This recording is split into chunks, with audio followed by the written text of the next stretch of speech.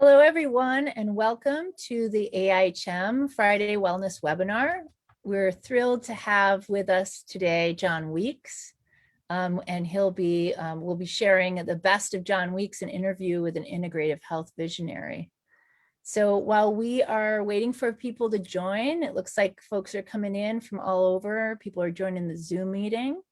I'm just going to say a few words about the Academy. The Academy of Integrative Health and Medicine is a global interprofessional integrative health association working to transform healthcare, body, mind, spirit, community, and planet.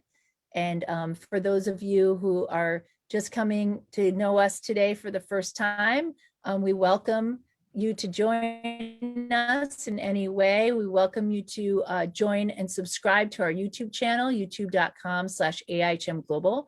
All of our wellness webinars each week and Monday meditations are live streamed to Facebook, and then they're free to the public on YouTube. So if you aren't able to join us today and you want to come back and watch the interview, please subscribe to our channel.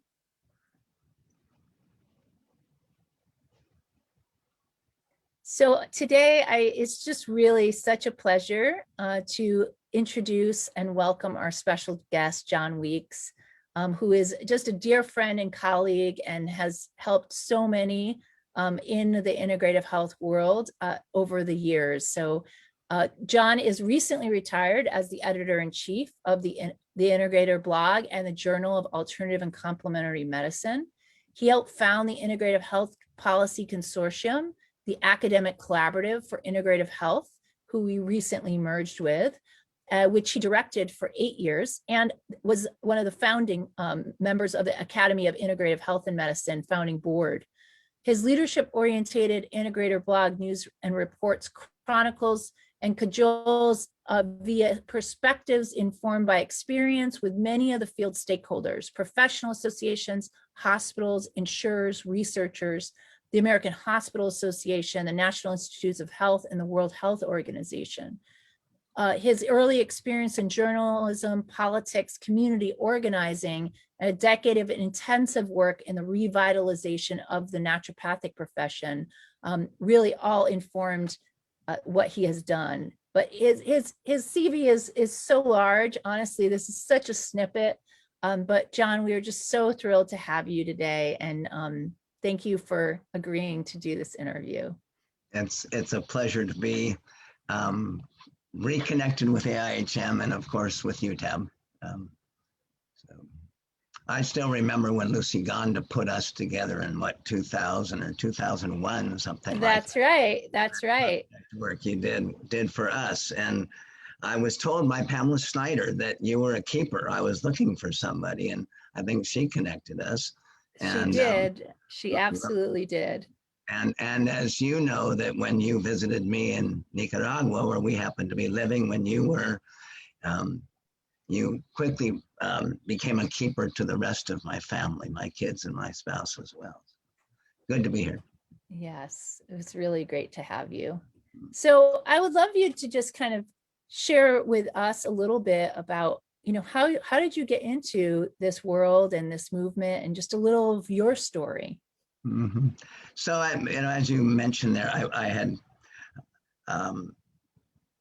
had been working in politics and journalism, which is kind of a nice gloss on, I was sort of a lost soul coming out of my teens. It was the late 60s into the 70s. Truth be told, I was kind of a mess. I didn't know where I could find a place in the world that felt right for me. I had a very values-centered family upbringing. And so finding a place where I could work, I remember when I got a job in the legislature at age 28, and I was working for a state senator who I liked a lot, and I liked the work. And I was astonished that I had a salary and I had healthcare benefits, and I was doing something that I thought was valuable. And because I hadn't really known that this would ever be possible. And so I was kind of looking for work that was meaningful, that would that agreed with the values that I had. And really out of the blue, a guy I knew from politics told me there was an opportunity to work for $1,000 a month for 4 months at a little unknown school about an unknown discipline. And that if I raised money in that time, they would pay me for the 5th month. And that was in 1983 at what was then John Bastyr College of Naturopathic Medicine. Um, and I was not an alt med guy. I wasn't a healthcare guy. I was a values guy. And I asked these people, what are they about? They introduced me to Freehoff Capra and the whole idea of the, um, changing paradigms. There were no really books about naturopathic medicine. So really the guiding book into naturopathy was Freehoff Capra at that moment. And like the whole health catalog. Right. But then there were these people that were running the school. And it was, in fact, it recapitulated my family of origin. There were 3 men and there were 4 men and 4 women literally on the executive team that I came on to as what eventually was the vice president for external affairs. But and Joe Pizzorno and Sheila Quinn were ma and pa. And so my own family of origin I have 3 siblings, 3 sisters and 2 brothers. And so there I was, and I was quite at home. Paralleling that dynamic. Yeah, I know. It was rather remarkable that it happened as like that, but it kind of locked me in. And I figured I'd work there for 6 months, and there it was. And then life happens, right? And life happened, yeah. Yeah. I mean, can you think, like, looking back now, just pulling from maybe a story from your community organizing days, how do you think that informed you as you moved into this world? So I had actually a good friend when I was a would-be writer of various sorts in my early 20s, and a very good friend of mine who I lived with in New York, Alan Warhoftig, introduced me to the literature around the oppressor and the oppressed, colonizer and the colonized. And it was actually wonderful for locating me and my sense of disassociation with the values, the dominant value set and the dominant schools around me. And then when I came back to Seattle in '78, I kind of switched into thinking about politics, and I ended up with this kind of young activist group writing for the Seattle Sun, which was the activist newspaper weekly. And I had another guy who's remained a very good friend, Rod Regan, who was actually working as a community organizer, and he was building coalitions of church, of labor, of liberal folks, people from different communities. And it was, it fully informed and taught me. I mean, my relationship with Rod went on, and the whole time when we confronted major political issues at Bastyr, I actually brought Rod in to talk to the executive committee about how to do community organizing as a strategy rather than fighting out this battle in the legal arena where we were going to lose. And we decided to go public because we knew the public supported us and we had values on our side. And we were told, no, accreditation, you never go public with accreditation issues. And we've talked about this recently with other accreditation issues in mind, but we went, we used community organizing strategies to pull together a variety of people that we knew they had to respect more than they respected naturopathic medicine. So it very much helped you in that way. Absolutely. So, I mean, I just love how you also, just the work in JACM in the journal, and helping to promote some of the researchers and writers around the concept of colonization, right? That was kind of recent work, and just the thread of that continuing as well. Yeah. Really beautiful. You and I have had this pleasure of being involved with the WHO and the Pan American Health Organization. And, I wish it's one of my real desires is that there be more bilateral, multilateral relationships between, we're a pretty white community. I mean, AIHM is trying to break it, and many of us are trying to break that. Right. But to connect more deeply and learn, at the PAHO meeting that we were at in 2017, I guess it was a fascinating experience for all the voices from throughout South America that we had a chance to listen to. And for instance, to hear this idea that was kind of a consent perspective that integrative medicine, this was not us bringing the world in. They said, that's colonial medicine still to us.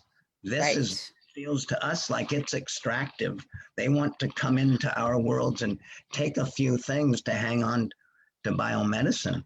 Right. And that locked in, and of course, I mean, the naturopathic community has often felt that way about integrative medicine. A lot of the other, the whole system, traditional East Asian medicine, when somebody says, oh, you're a modality and we'll use you for acupuncture, there's a very extractive kind of feeling that can be attached, colonialized. So, yeah. Interestingly, I mean, just from your perspective now, you've done so much work across so many areas in this movement. What do you see as some of the challenges and some of the opportunities moving forward into the future that we collectively or individually as professions have? So I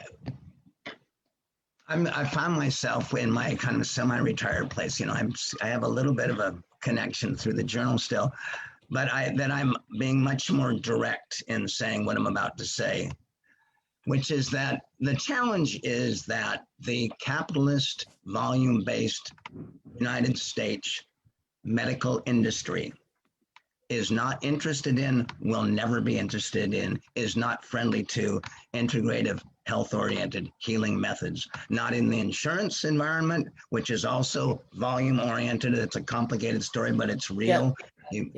Nor the delivery centers that are run by people who are linked to tertiary care, high-paying things. We're lost. And the proof of it is that when a learning institution, the Veterans Administration, decides to do some things and implement whole health and empowers a team of researchers to look at what's going on, what do? They go from 17 medical centers to 55. And we do not have one single medical center that has adopted principles at this level in the volume-based medical industry that we have in the VA, where the incentive structure is totally different, right? It's a single payer environment. It's employed physicians. They're linked to determinants of health. It's a conducive environment inside of a commitment to the veteran. Right. And we do not have that commitment to the patient in medicine, and there's all kinds of talk, but the commitment is to the industry, right? And that's a problem, and it's not going to go away. And you can chip at it, and you can be satisfied with the advances of the this and that and integrative oncology, which is, it's great work that's gone on with the side of integrative oncology. In some of the pain medicine, but think about it really. What the VA is doing with pain medicine compared to what your average,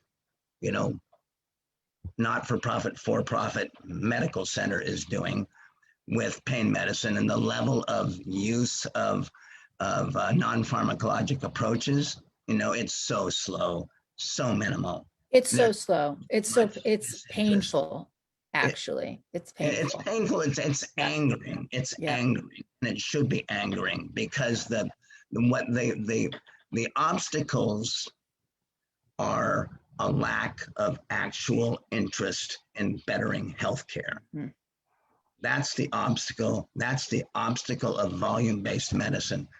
The Affordable Care Act tried to shift some of that, but it's all kind of the failure of so-called evidence-based mainstream medicine to appreciate the evidence of a single-payer environment is condemning, because medicine costs less and the outcomes way less, and outcomes are much better if you move away from what we happen to do in our peculiar industry here.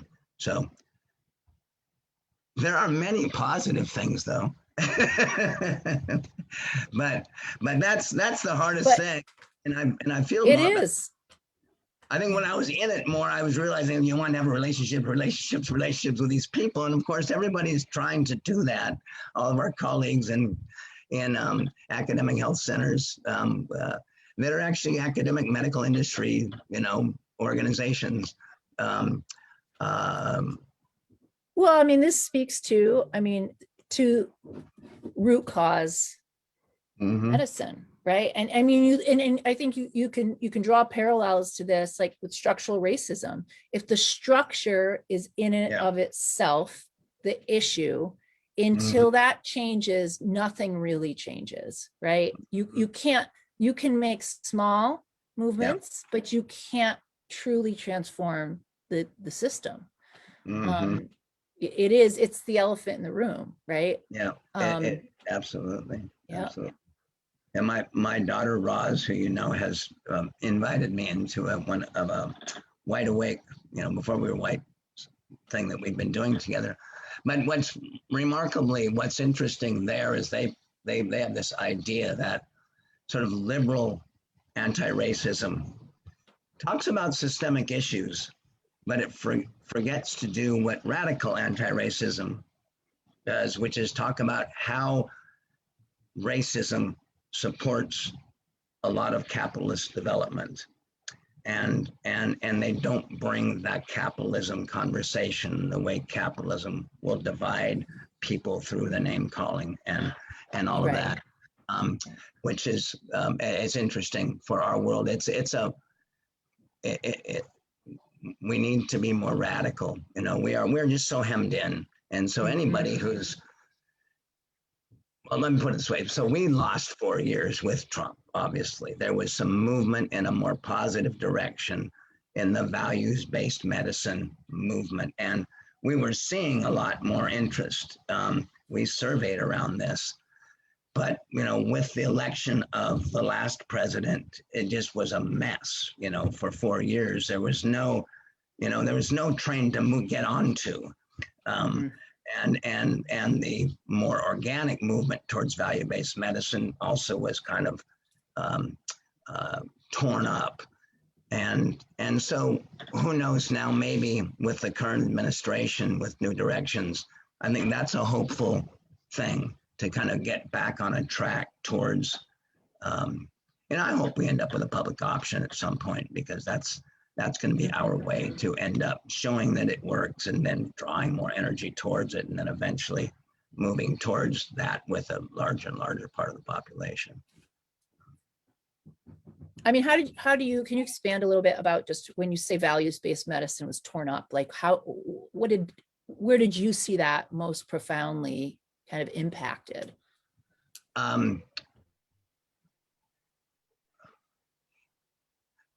So the medical industry, with its bias set about what its importances are, its likelihood of change was related to the depth of the commitment of mainstream institutions to promoting that change.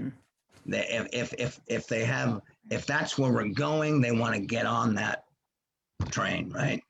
And it was a clear messaging from Obamacare forward with the Affordable Care Act that that's where we're going.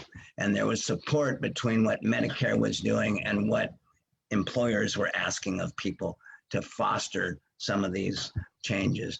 And so now, if we can get more securely moving in that direction, then the values-based medicine are people that, we want care that's more patient-centered, right? We want care that's more interprofessional. We want care that it cares about costs, bringing costs down. And it's something that all of us have always believed, that the appropriate use of what we do will lower long-term costs. That's And right. there's just been so little interest in exploring it because the industry thrives when costs keep going up. Mm-hmm. Um, it's Right. it's an ironic thing, and it was a hard lesson to learn that insurers. That's the way the insurance world works now. It's trust me on this, listeners. But yeah, it's there's something called an 80-20 rule in insurance that uh, guarantees that they're going to like it better if they have more overall costs over time. So can you speak a little bit just about maybe what was one of your most exciting stories that you broke over the years? You know, it's in the Integrator blog. I mean, so many of us just followed your work, John, to really understand what was happening in the bigger movement. And you know, is there one or two stories that really stuck out as important? You know, not that like all of them, all of the reporting was really necessary and important, but was there something to you that was just really meaningful, or a story that you felt really had to be told? And you know, so I spent some time prior to this work as a regular journalist, as an investigative journalist. I wasn't bad at it. My work with the Integrator blog has always been primarily in service to a movement. It's not primarily been focusing on great journalism. So I intentionally was profiling people that I knew were doing great work and nobody was paying any attention. Maybe nobody would after, but they would at least have an article that they could show their parents, you know? And that was, you know, that was, I knew that that was a really meaningful thing that I did with a lot of people. So I kind of have more pleasure and pride in helping kind of that side of things than breaking a story. You know, what came to mind were actually cases where, you know, early on there was fear about, the FDA is going to take down all natural products, you know, this sort of thing. And I go into it and say, well, it's actually not as polarized as that. You know, I did a lot of that work, you know, around the CME concerns with the AC, you know. I'm proud of that work that I did, you know, and proud that I eventually wrote a piece saying, yes, that they were out to get integrative medicine because there's just no other conclusion based on the evidence they gave me and any evidence. I mean, I asked them to give me, you know, an alibi, you know, literally tell me who else you were after. And it was, you know, there was nothing. So that was a recent thing. I enjoyed the series of profiles of academic health centers I did right in the last fall. They were fun to do and revisit old friends and see kind of where the Mary Jo Kreitzer's University of Minnesota program had gone and where the Harvard program that Peter Wayne is running now is gone, and Francois Aiden's work in Indiana and Andy Weil and Victoria down in University of Arizona. Anyway, it was that was a very fun series to do. Yeah, it was I guess I enhanced stories. I called attention to stories. You know, I think a lot of the best work that I did with the Integrator and that was in the early years from like 2006 to 2010, when as you will recall, I did a lot of, it was a funny thing. It was the emergence of the blog, but I never had comment fields on my blog posts. I invited people to send me comments. And then I would put out these readers' comments pages. And those were the pages that people, and what I was doing, because I knew my job was to link folks, is I'd get a picture of them and I'd say a sentence or two about who they were.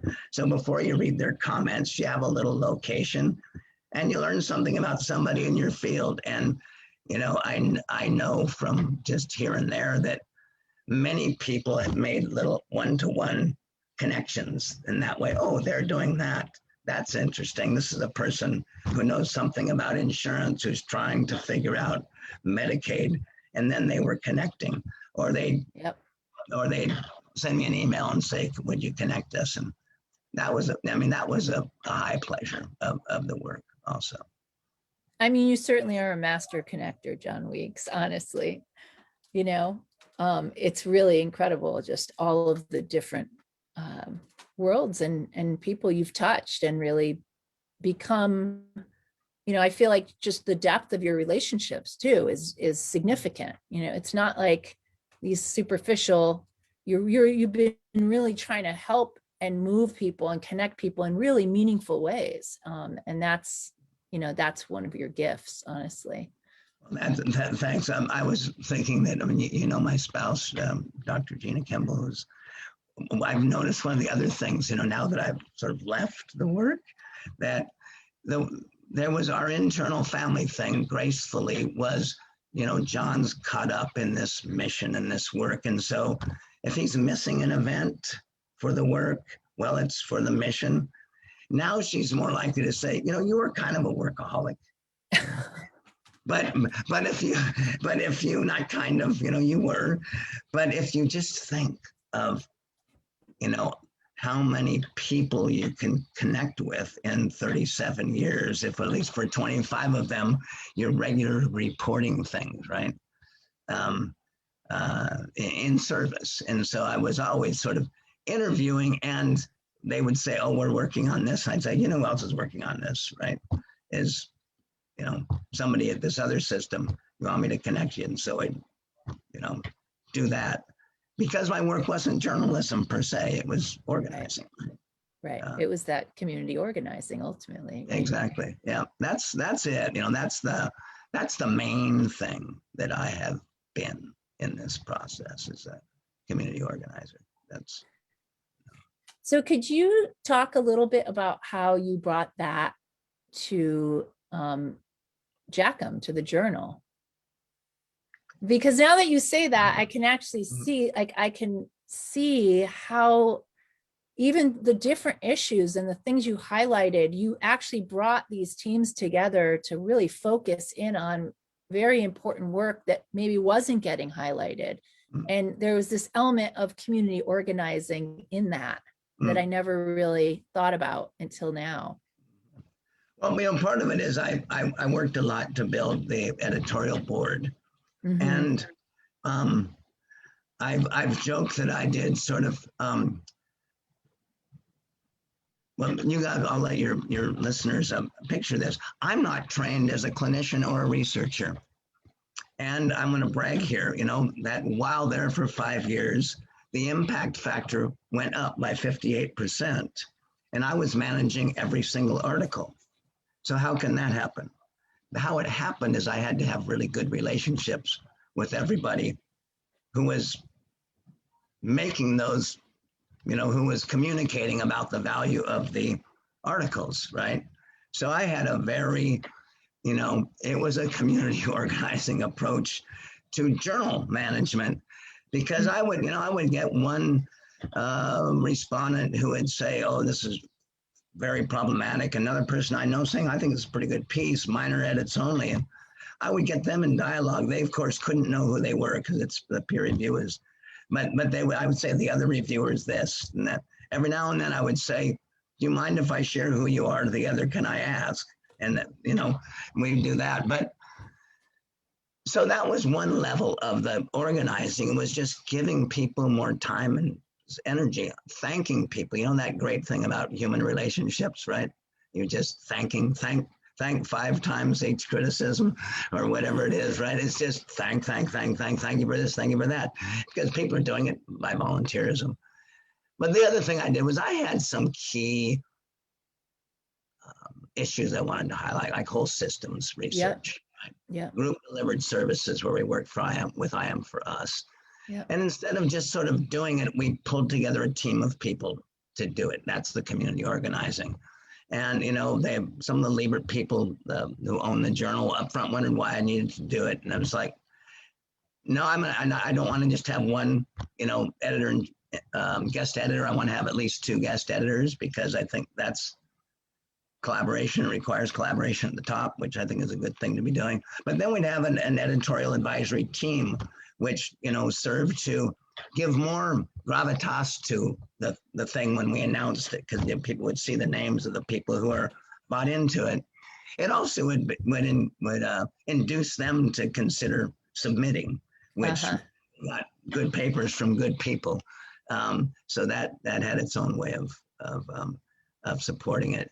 But I brought in the team out of the PAHO team, and then just discovered Nadine Ijaz, who's done some really nice work around colonial thinking and misappropriation. She just gave a talk for UCSF on it. And that was we were both being volunteers for ISCMR, and encountered each other there. And she was working with Heather Boone, who was her mentor, and Heather I'd known for many years at University of Toronto.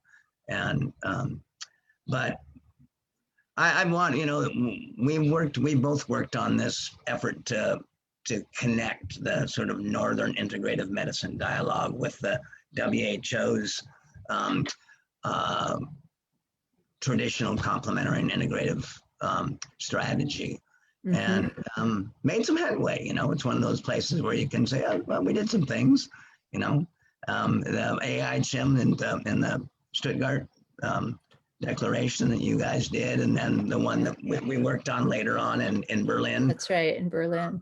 Yeah, I mean, I that's one of those. It's not a full-on regret, but it would have been fun to have been, funded to just go out and organize around getting people to sign on, to connect and go globally, to get people to realize they're part of a larger global movement. So. Yeah, could you speak a little bit more to that? Because I do think that is something that, over the last 15 years, the work globally has just really expanded. And you were at the forefront of that. You've been at many of the seminal events that have happened in different places around the world, and just how that is strengthening what we're doing. So, the context is that the European nations and the US, less so Canada, have tended to care little for the traditional medicine strategy. Correct. And I think it's racist and colonial thinking that has us there. And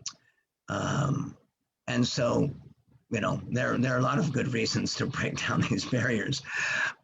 To me, it's all affirmative, though. It's like it's really interesting to be in dialogue with people who are working on the traditional medicine strategies and how to make them part of primary care. So what happened with the kind of convergence for us and having more influence is that there's been changes in sort of the mainstream with which we're working.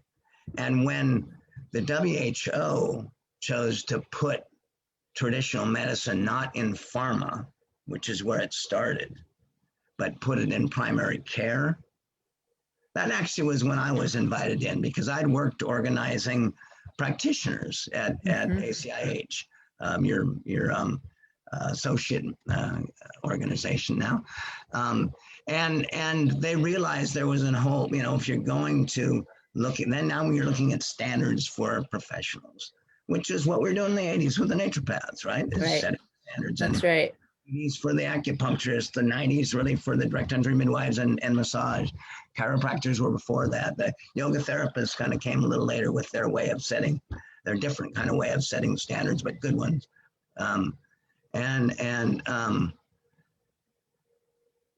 the direct reaching out of people like you going to Geneva and the Cairo's open, inviting you in and giving you cover to get in. I mean, it's a wonderful interprofessional thing that they did. It was incredible, honestly. I mean, the World Naturopathic Federation would not be where it is today without the World Chiropractic Federation and the generosity.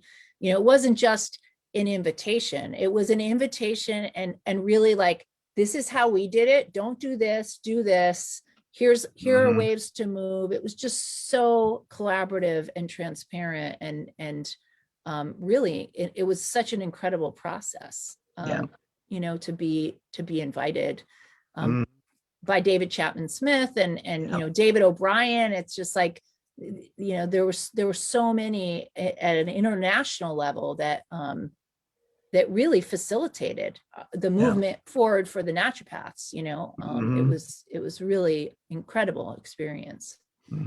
As long as you're mentioning the chiropractors, I want to give us a piece of our shared history that most people don't know about. Was the 10-year plus lawsuit that the chiropractors fought against the American Medical Association that Luz Fortelli has helped educate you about. You've got the book. There it is. I just finished it. I mean, it is so good. I have to tell you, it's actually a great read. Containing and really Eliminate. It's a great read. Yeah.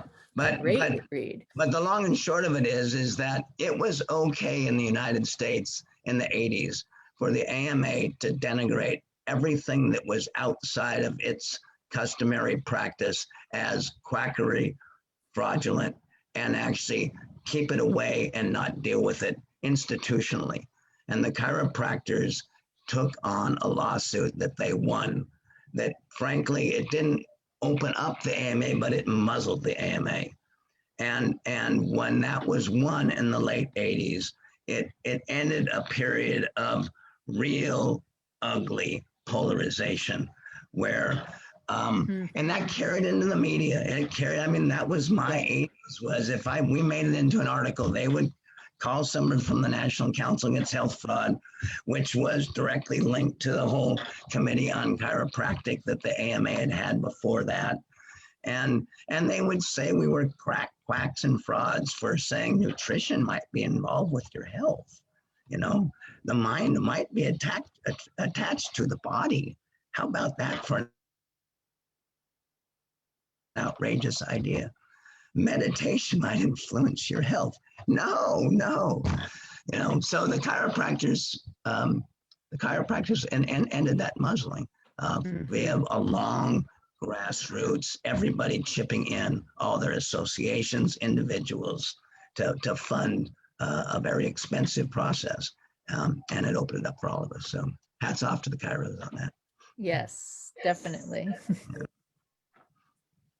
So, John, I wanted to see if you would be open to just talking a little bit about your own journey, your own health journey, and integrative health and conventional medicine and just anything you'd be open to sharing around that process. And there was a moment with it last night. I'm as you know, I'm in Rincon, Puerto Rico, where I get to spend a couple of months of the year. We used to live here. And I was at the art walk last night when was one of the few people masked up there, sadly. But I met a guy who I liked a lot, and he was smoking, and he was very embarrassed because he sort of clearly he liked the ideas of what I was doing. I told him what my work had been. And I said, well, for 25 years working in the integrative space, I was an Obama smoker. I mean, when I came out of journalism and politics, I knew that it would be good for my health to get involved with you all. I mean, I wasn't an all-med guy, right? But I knew that if I did this, there were going to be a lot of healthy influences. But I held on to, I'd quit for periods of time, but I basically held on to this sort of 3 or 4 cigs a day. Don't lie about it, don't advertise. But of course I was advertising more than I knew because it's just, people would smell it, I'm sure. I ended up in 2008 I actually quit smoking in March of 2008, but was diagnosed with tonsillar cancer in December, finally, of 2008. You know, it's been a long time since then, and happily, you know, thanks to radiation and cisplatin chemotherapy. And then of course, I did a lot of things around the side to soften all of the assault. You know, one of the main challenges for me in that moment was when Jeana and I, with Dr. Bruce Melman as a key lead, he had his own reasons for exploring throat cancer. When we decided to go with what the NIH's conservative practice, which was 33 radiation treatments and 3 doses of this incredibly strong cisplatin chemo agent, I realized that in order to get aligned behind that, I had some work to do, because I had just spent, you know, 25 years in these fields, in some way talking negatively about overperformed surgeries, overutilized drugs. I was always integrative at some level in my thinking. I mean, there was a lot of negative animus towards regular medicine that I built up. And so I went through an interesting sort of mind-body process with a couple of different people to just get aligned and find a way to you know, a way to think about what I was choosing that worked for me and that felt like healing. But it was remarkable. I mean, anybody who's Patrick Hanaway and I've talked about this. We talked about his cancer, which he's been open about. And, you know, when you've been in this field with so many friends and colleagues, the word gets out about the diagnosis, and boy, do you get to hear about a lot of opportunities to do different things that might be useful. And I actually took it as a time to open up my perimeters. You know, the irony is a part of my value as a bridge for these fields in my reaching out to external communities, is I've been relatively conservative in my thinking and what I typically am associated with. I mean, but at this moment of my cancer, I thought, you know what, I'm open to anything, and I will. If somebody tells me it might be of some use, I'll give it a try. You know, I'll put my little judge on my shoulder and let my judge watch, but I'll go ahead and go through the process. And the benefits of doing that were quite remarkable.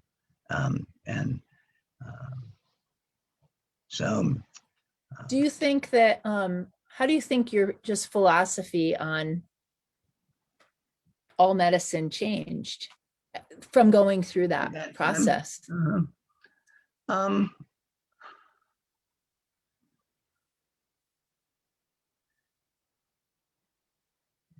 One of the great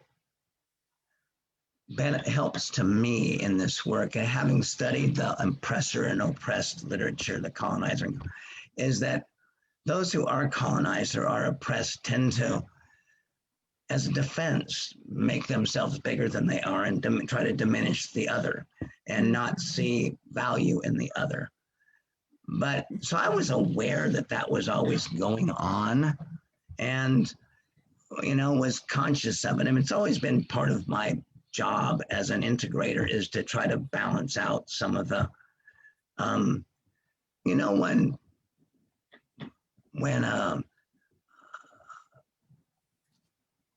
I remember back in the day when if a naturopathic doctors would say, you know, oh yeah, I treat everything, and if it gets really bad, I send them to the ER. As though that's sort of, you know, and that thing over there needs to be way back into your whole view of yourself. Yep. And your whole sense of what's valuable and what you are and what your patients need. It's not, and then I said, you know, this is, I am inside of this context, and thanks to what they are doing over there, I have some freedom to not have to wear that level of stress and that level of concern and be at that point of life and death, which then creates all kinds of other, of course, there are more regulations around it because it's that close to life and death. That's right. And so if somebody then sits back and says, oh my God, they are so full of regulation, and like, please imagine that you are there and you're the quality control and improvement person because they have them. So what are you going to do in that environment? It's like less us and them, and really about like, wow, what do we, this is my what does piece. each approach actually bring, and what is the best thing about each approach? And I feel like that's where integrative health could, is moving, is really like, how do you value and then really know, just that whole referral process of saying, wow, this is really what you should be doing right now. This is the best of what you have available to you. Right. And, in a different situation, it might be over here. But that there is this real valuing. And the healing of the oppressor and oppressed, binary is part of it is when the oppressed start getting cred. And once you start going, I'm somebody, I'm in the VA, I'm in pain guidelines, I'm in integrative oncology guidelines, I'm being recognized as well-being and health are in this dialogue now. And there's a conversation about healing, which was verboten in the 80s. Then you have space inside to open up and acknowledge your weaknesses. I think that's just kind of the magic of how those relationships work. So we know more clearly and are acknowledged now for some of the areas of our strength, much fewer than the strengths that we actually have to bring. Yes, that's true. I remain a strong advocate of an utter reframing of primary care. Which the naturopaths taught me from in the early 80s, that the short story is that somebody somewhere at some time decided that your time is worth more per minute in a short visit than a long visit.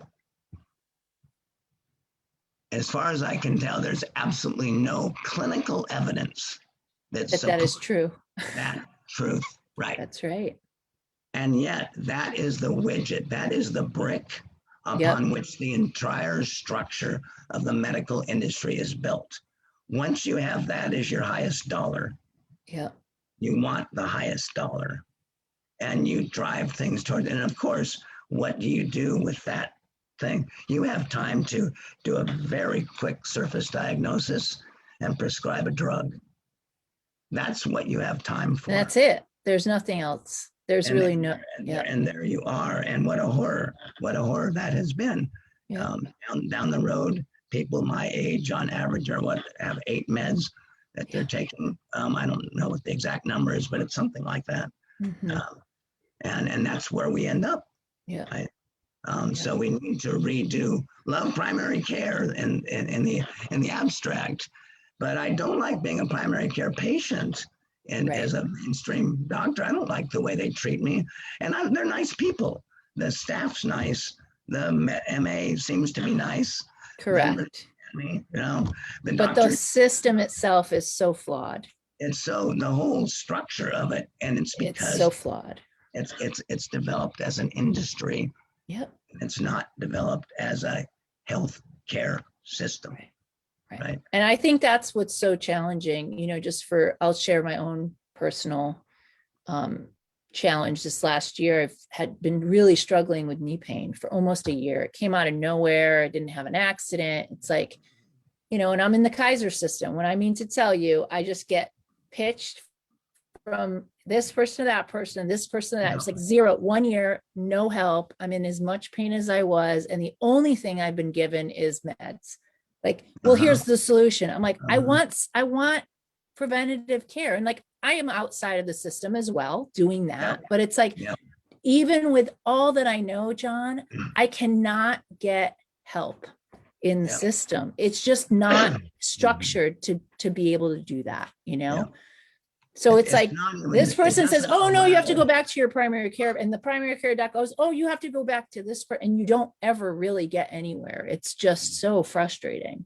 And the sad thing is that the very best, the only parts of the medical industry that can call themselves learning organizations are places like Kaiser that actually have research institutes attached to them. So you're having this challenging time inside of, one of the better minded and the better space of the medical delivery organizations. That's right. I mean, you think about, you've been such a proponent over the years of talking about language, right? The importance of language and like the words that we choose and what that means. And I mean, certainly Kaiser has that. All the language is there. It's beautiful. It's like, the space, like you walk in and go, wow, like they got that part right. It just feels so like you're being taken care of. But in the end, the system is still just, it's so limiting.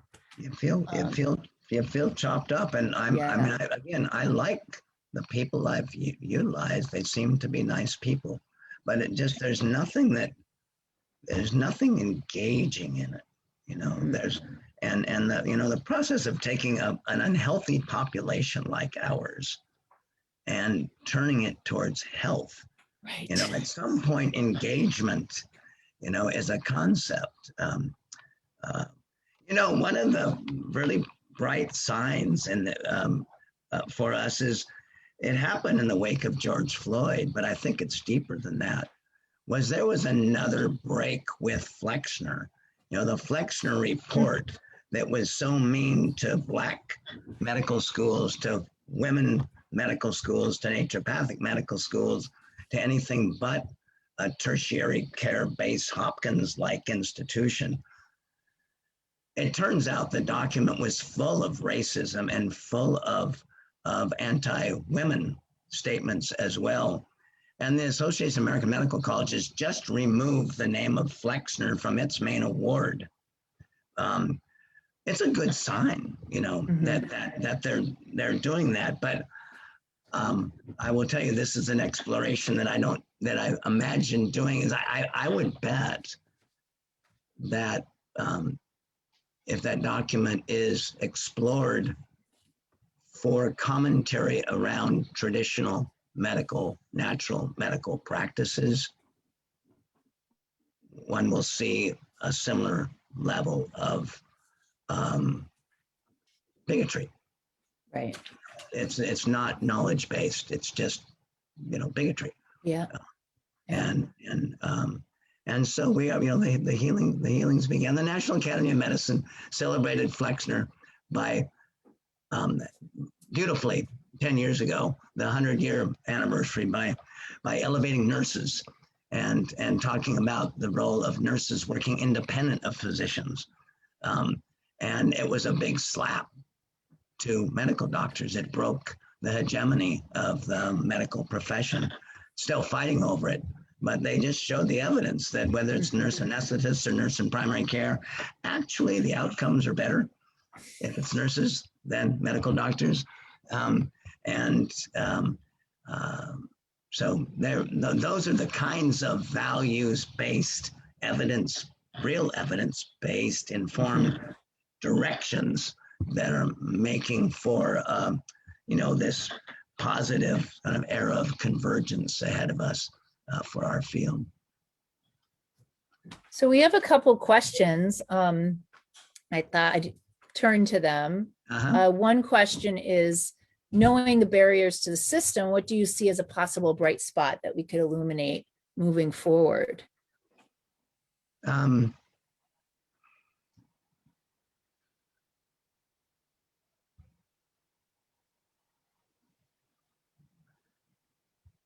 So first off, any ways of, what's going on in the VA. And I think that, the next place in US medicine that has the most alignment of values is the FQHC world, the federally qualified health centers, community health.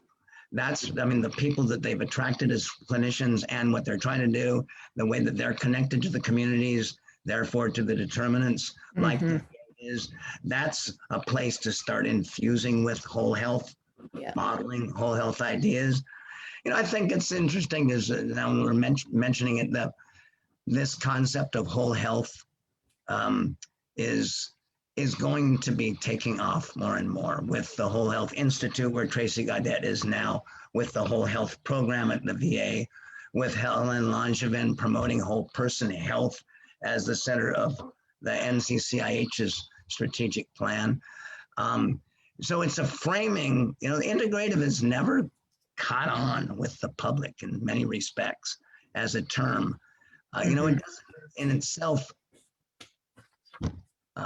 say that much. Whole health, is an argument in itself. It's an evocative concept. What's that? That sounds like something to strive towards.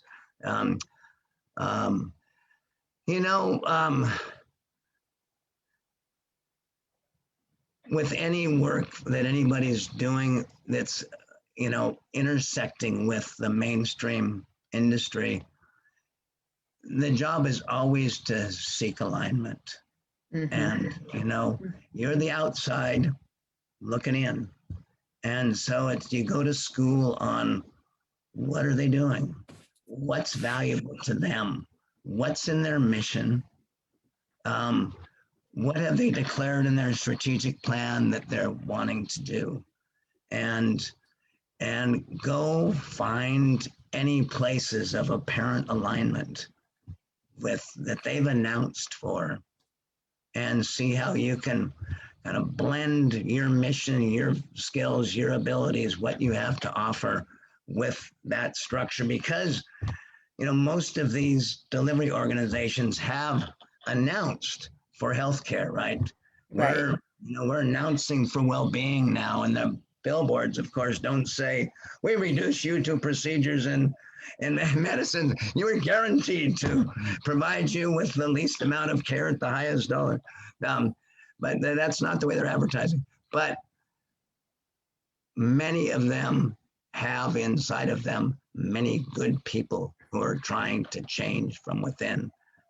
I view our work as, in the Game of Thrones term, it's like the House of Integrative Health and Medicine.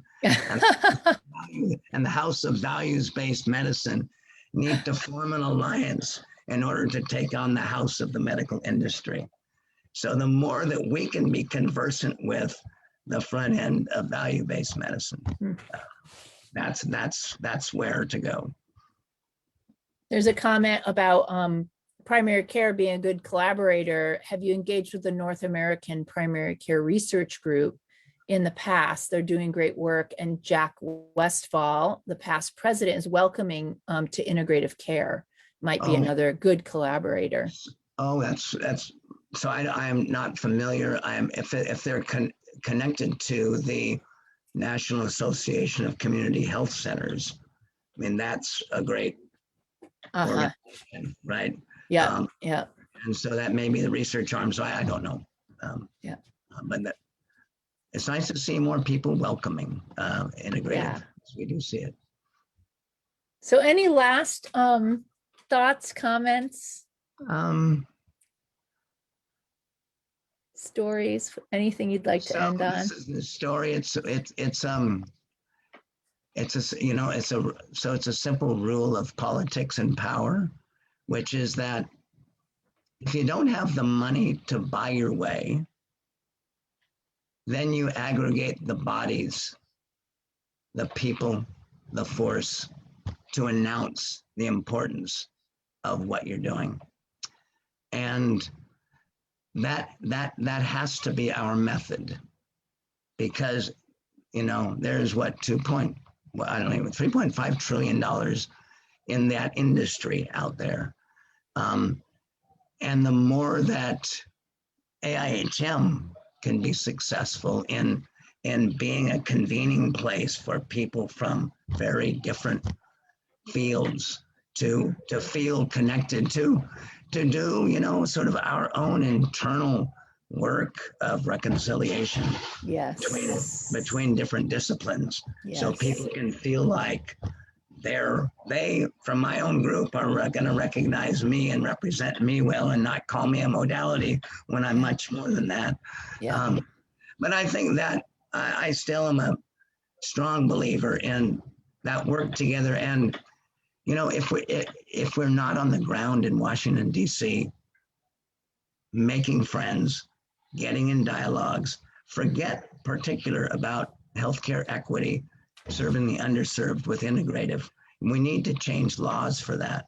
We need to change practices. We need to get naturopaths, acupuncturists, massage therapists recognized as part of the U.S. healthcare workforce. That's right. Chiropractors sort of are, but we're not. The rest of these 400,000 are not recognized as part of the workforce in the planning. And that's our fault, because we have not ever had anything like a lobbying force. You know, even, you know, two good people working continuously on the ground in DC, never. So that we just need to do to really change things. And there are plenty of friends back there. You know, you're going to find friends. The people who like integrative approaches are strewn throughout the system. But somebody's got to come with the white papers, with the plans, with the suggested legislation. That's right. To hang something on somebody else's bill. Right. Why don't we the language, the detail, right? It's like, that's how it gets done. I know.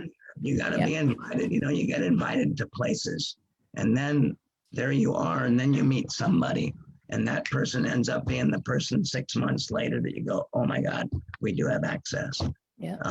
But we have not. We've made efforts. I've been involved with the efforts. I've tried to celebrate it, but we have been a really C- overall, you know, at being present back there.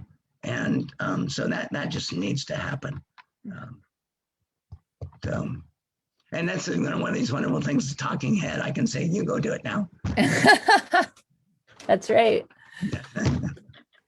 Well, John, I mean, it's just been such a pleasure, honestly. And, you know, I think we all are just so blessed to have you in our world. And for those of us who have had you closer than others, I mean, you're such a gift in so many ways. Well, thank you. I want to reciprocate it by saying that, you know, I was a pretty much of a lost soul in my 20s. I didn't know. And when I came into this work, you know, it became, you know, so you've been a huge gift. You know, I was able to find a place to, you know, express what I'm here to do, right? So it's been great. It's been a really nice, surprising fit, and so thank you.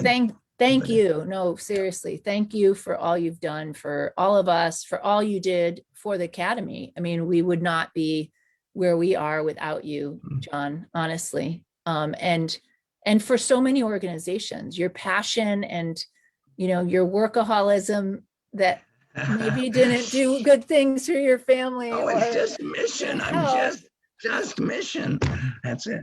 But it was couched in that, you know, it's like, that's what drove you. And ultimately we all have benefited from it. So thank you so much. Right. Well, thank you. It's been fun. So before we end, I just want to invite you all to a conference that we are putting on. The Academy is putting on March 24th to 27th, coming up just around the corner, called Hope, Resilience, and Healing in the COVID-19 Era, Practical Tools for Integrative Clinicians, What We Have Learned in the Last Year. We are really committed to the board and organization to, you know, work around anti-racism and equity, and really getting all that we're doing to the communities that need it and don't sometimes have access. So we are providing free and affordable education to the whole integrative health community. It is about 15 CMEs. It's only $50 if you're a member. And if you're in a community that wants to attend, if you're a frontline worker, we have full scholarships to come to the event. And we're really going to be talking a lot about how we as an integrative movement can and are involved with the efforts around the COVID pandemic. And we'll be starting with an international panel. We've partnered with the International Federation of Anthroposophic Medicine. So there'll be speakers from Russia, Brazil, Germany on the first day. And that actual event is a free event to everyone if people want to just come to that event. And then we also have an indigenous panel from indigenous grassroots organizers here in the United States about some of the work that they've been doing around food sovereignty and how they've responded within their own communities with the challenges around COVID. So I really invite you all to come. It's going to be a phenomenal event, and look forward to seeing you all next week. Or next week we won't be meeting until after the conference. We're taking a few weeks off, so we usually meet every Friday. But please stay connected with us. You can find us on our YouTube channel, youtube.com/AIHM Global. Join the community, become part of a chapter, which is just a free way to get involved with the integrative health community. And let's keep doing this work. And again, last but not least, John Weeks, thank you. And please enjoy your time in Puerto Rico. Yes, it's good. Roz just texted me that she's just